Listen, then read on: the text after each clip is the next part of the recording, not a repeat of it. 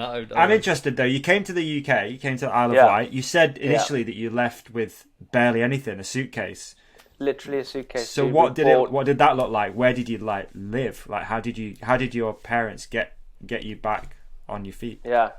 So we landed in Gatwick. I remember, super cold. It was January. Moved straight over Welcome to to the Isle of England. Wight. Yep. I actually loved it because I Gatwick could see my motherfuckers. breath. Yeah. I could see my breath. Like when you breathed in, it was like super, super cold. Never experienced that. Like winters over there in Zim, you do get frost, but it doesn't last very long. It's like as soon Yeah. as the sun's out, it's warm. It's like a summer over here. Moved to the Isle of Wight. So we didn't have a house when we moved, but my auntie and uncle lived on the Isle of Wight. They would go to Cape Town because they had a holiday home there. So they would escape the winter months, go to Cape Town, stay there for the summer, then come back in spring. So we had a limited time in their house. So they gave us the house to use. I think it was rent-free, not too sure. So we'd stay in the house whilst they're away. And then as soon as they came back, Mum and Dad had to have a house to live in before, they didn't want to come back to us being at the house. So Mum and Dad hunted around, furiously trying to find a place. In those few months there, we had that window of us being in the UK, and then got a place through the local church because we were going to church and stuff like that. And went straight into rented accommodation. Dad went back to his business, which he used to do, which is agricultural mechanic. So he did that for a company on the island called Stubbing Brothers. Did that and carried on, and then now this is Mum and Dad bought a house.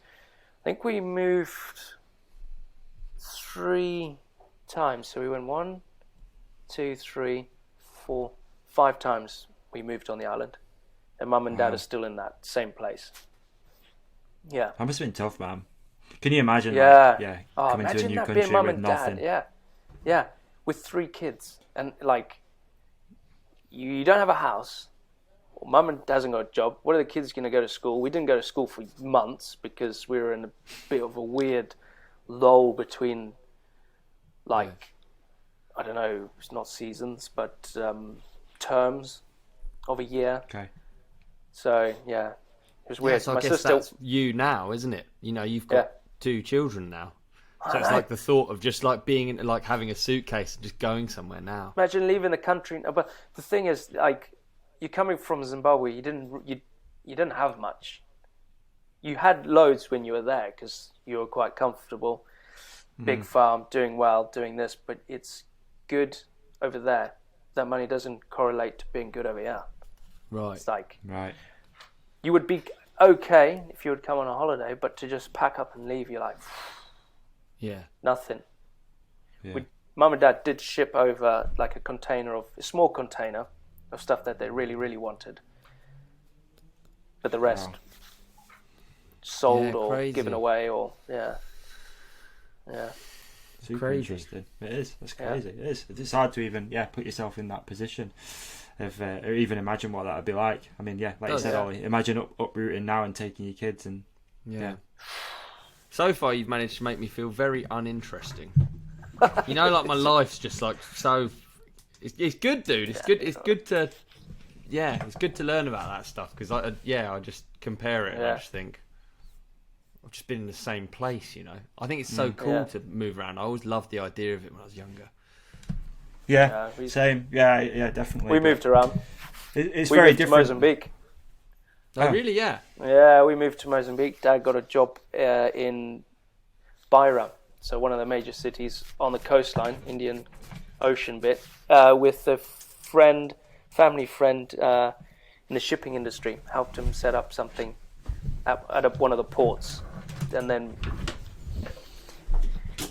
just went on from there. And then we moved back to Zim, started farming, then moved back, and Dad took on a sawmill.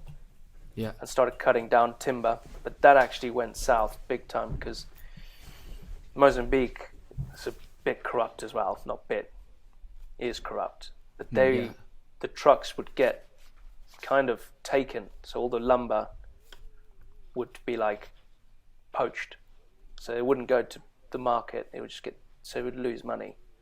Oof. So Dad was cutting with two others, my uncle and another chap. They would cut all this wood. It would go on a truck. It'll never get to where it's going because it just get taken. Yeah. I only heard of that the other day. Not the other day. But like Really? a couple, So yeah. it's like a gamble every time whether you'd make money or not. Yeah, yeah. Dude, I feel like your dad would be a great podcast guest. Can we get him on next week? Can you He get that would. on, dude? He would. He would talk. He wouldn't get a word in. Yeah, he wouldn't. He would just go on and on and on and on. Very interesting. Yeah, it's super interesting. Yeah. So like, what's obviously you landed in Isle of Wight and everything, starting from scratch. Bless you. When do you first start seeing mountain biking?